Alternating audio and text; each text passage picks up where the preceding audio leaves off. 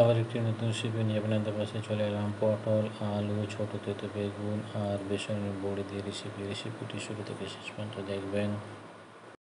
পটল লাল করার জন্য তো নুন হলুদ মিশিয়ে দিচ্ছি, দিয়ে দিচ্ছি পটল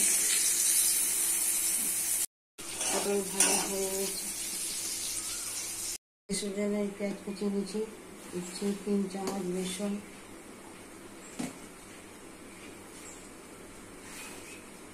লবণ 1/2 চামচ,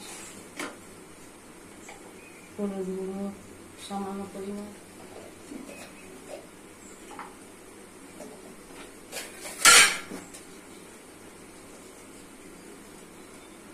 লঙ্কা গুঁড়ো 1/2 চামচ। হাত দিয়ে মিশিয়ে দিতে হবে, একটু জল দিয়ে একটা বাটা তৈরি করে দিতে হবে।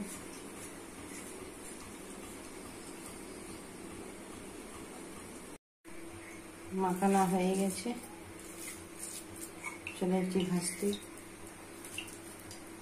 তেল গরম হয়ে গেছে, দিয়ে দিচ্ছি বড়ি,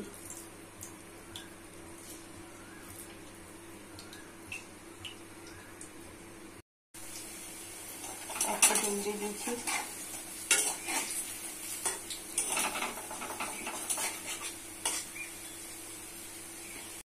দিচ্ছি সয়াবিন অয়েল,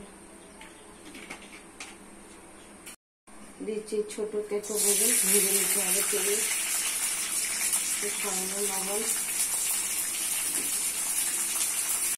ছোট তেঁতো বেগুন ভাজা হয়ে গেছে, গরম হয়ে গেছে, দিচ্ছি পেঁয়াজ কুচি, লাল হয়ে গেছে, দিচ্ছি আদা রসুন বাটা, ভালো করে আদা রসুন বাটাটা ভেজে নেব।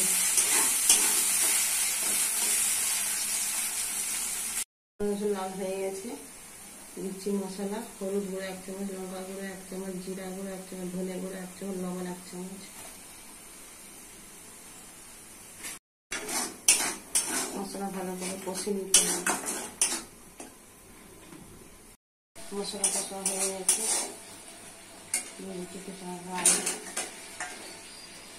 আলু দিয়ে মশলা ভালো করে কষে আলু কষা হয়ে গেছে, দিয়ে দিচ্ছি পটল দিয়ে আলুকে ভালো করে কষে রান্না করে দিতে হবে। পটল আলু কষা হয়ে গেছে, ছোট্ট তেঁতো বেগুন করে কষে নিতে হবে। আলু ছোট তেঁতো বেগুন পটল কষা হয়ে গেছে, দিয়ে দিচ্ছি জল,